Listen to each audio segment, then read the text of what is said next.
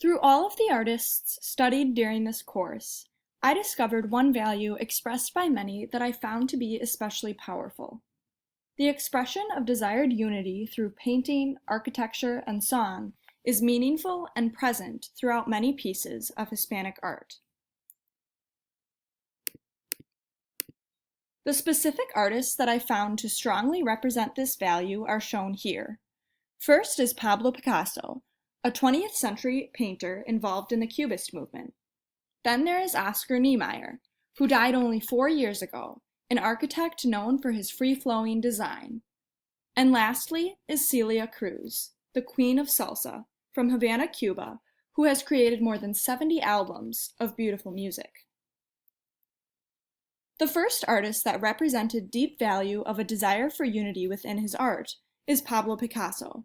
Most clearly, he presents this value in his anti-war painting, Guernica, seen here. Picasso was commissioned to paint a piece for the Spanish pavilion at the Paris World Fair.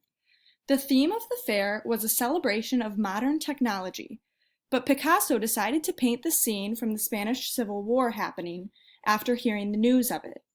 He knew that this painting was to be on display at the World Fair for a massive audience to set eyes on, so it is clear that he wanted to spread the message of unity and peace that is needed to as many people as possible.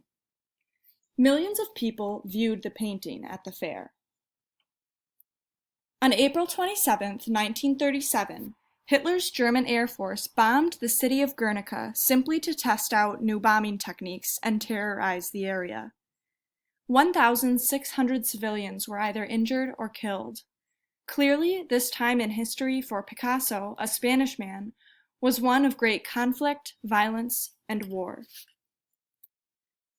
Picasso shows the great turmoil caused by the lack of unity, as the woman on the left side of the painting shrieks in distress as she holds her murdered child.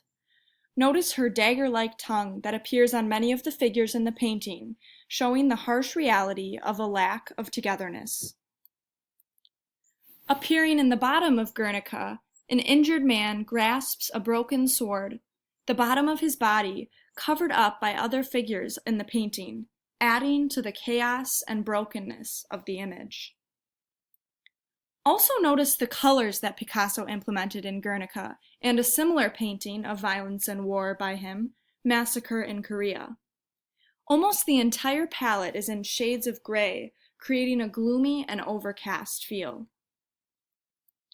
This is much different than his other paintings that are often filled with striking colors and joy, such as in Seated Woman and The Three Dancers.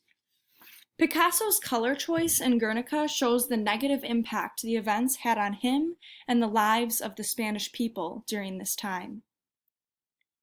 Universally, Guernica's image is timeless as it is so relatable to the violence and war that is still experienced today in our world.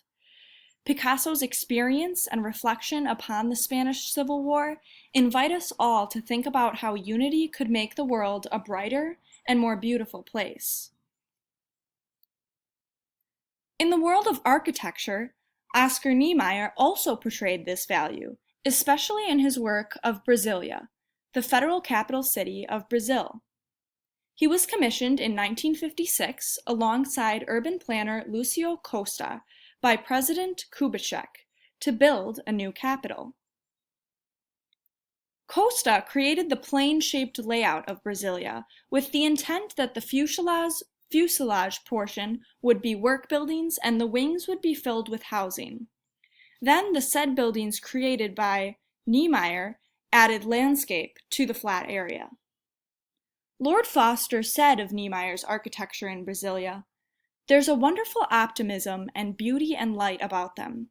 They make life richer for everybody who uses them," reflecting Niemeyer's value of creating a place for all people to live fulfilled lives in unity. Because Niemeyer was allied with the far left for most of his life, the values of communism poured over into his architecture and creation of Brasilia. And as the current world was improving so drastically with the industrial age, he thought that the modern process and technology could help create an egalitarian society. He wanted for it to be a city for the rich and the poor, for all people to enjoy and thrive in together. Niemeyer's political affiliation with communism was clear in his architecture and his life, as he even fled to France after a military dictatorship took over Brazil in 1964. Influenced by his culture and nationality as a youth, he joined the Brazilian Communist Party. He once said in an interview, "It is now with architecture that one can disseminate any political ideology. Nevertheless, I say that the important thing is not architecture, but life itself, the struggle for a better world. I manifest myself with indispensable clearness.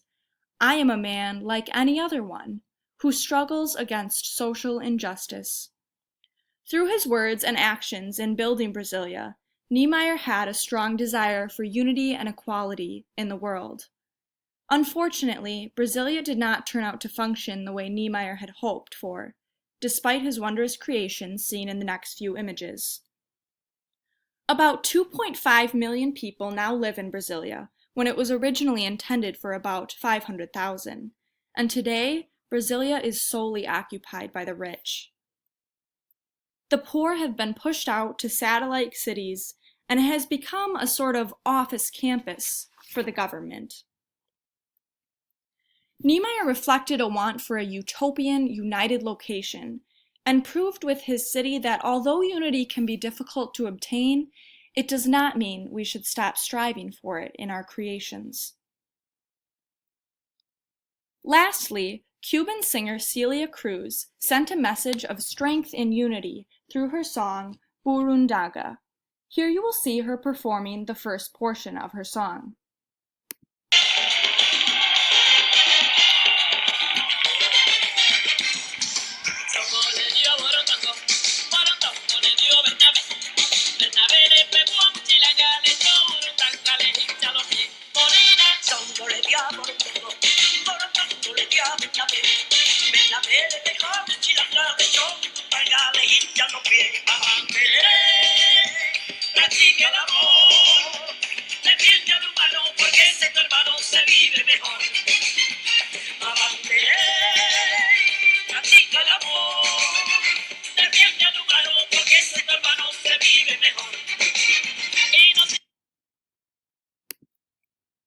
When the lyrics to the chorus of this song that you just heard are translated, Cruz advises her listeners to practice the love and defend your brothers, essentially telling the audience that when we all work together and see each other as neighbors and not enemies, life will be better. Cruz brought her values and contagious happiness throughout the world through her Hispanic music as she left Cuba, her home, in 1960 for the United States. Cruz was exiled from Cuba and was not allowed to return to the country, even for her own mother's funeral. Perhaps the power of Fidel Castro and the impact it had on Celia Cruz and so many others in her country inspired Cruz to incorporate themes of desired unity in her music. Cruz even lives out a message of unity and peace in her daily life, as she never spoke a negative word of Fidel Castro despite the turmoil he caused her and so many people close to her. She simply would not respond to questions regarding him. Cruz even said that her dying wish was to be among her people and closer to her beloved Cuba, to be united. Her wake in 2003 was attended by not only Cubans, but many of her fans filled more than 10 blocks of streets, waving flags from Puerto Rico, Venezuela, Panama, and Nicaragua. If that isn't proof that Cruz's hope for unity was fulfilled in the world today, I don't know what is. All three of these artists, painter Pablo Picasso, architect Oscar Niemeyer, and musician Celia Cruz, demonstrate the importance of prioritizing unity and that striving for togetherness and equality will make the world a better place. Around the entire earth, we can all benefit from this valuable message and learn from their art today and every day.